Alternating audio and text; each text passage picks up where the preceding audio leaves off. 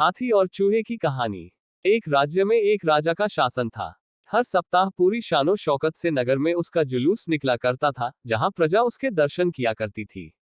एक दिन एक नन्हा चूहा उसी राजमार्ग के किनारे किनारे कहीं जा रहा था, जहां राजा का जुलूस निकलने वाला था। वह चूहा था तो छोटा सा, मगर उसका घमंड बहुत बड़ा था और वह खुद को सर्वश्रेष्ठ और महान समझता था। कुछ देर बाद राजमार्ग से राजा का भव्य जुलूस निकला, जिसे देखने लोगों की भीड़ लगने लगी। राजा अपने पूरे दल बल के साथ था। उसके सैनिक उसे घेरे हुए थे। कई मंत्री और अनुचर उसके पीछे थे। वह एक विशाल शाही हाथी पर सवार था। हाथी शाही था, इसलिए उसे भव्यता से सजाया गया था और उसकी शान भी देखते बनते थी। जुलूस में हाथी के साथ एक शाही बिल्ली और एक कुत्ता भी थे। राजा का जुलूस देखने को उमड़ी भीड़ राजा के साथ साथ उसके शाही हाथी की भी प्रशंसा कर रहे थी। ये सुनकर घमंडी चूहे को बहुत बुरा लगा। वह हाथी को गौर से देखने लगा, फिर सोचने लगा, इसमें ऐसी क्या खास बात है जो मुझ में नहीं। मैं भी उस जैसा ही हूं।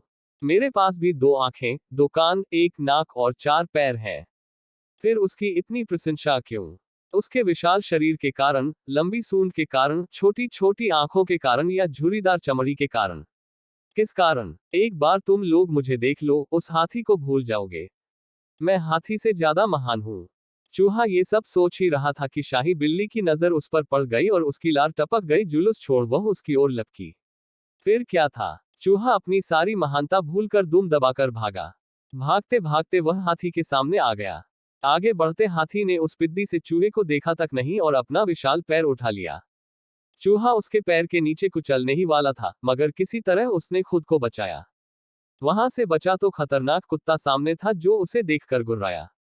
चूहा पूरी जान लगाकर वहां से भागा और राजमार्ग के किनारे स्थित एक छेद में घुस गया। उसका सारा घमंड उतर चुका था। उसे समझ आ चुका था कि वह इतना भी श्रेष्ठ और महान नहीं। सीख: किसी से मात्र रूप रंग की समानता हमें महान नहीं बनाती। महान हमारे गुण और कार्य बनाते हैं।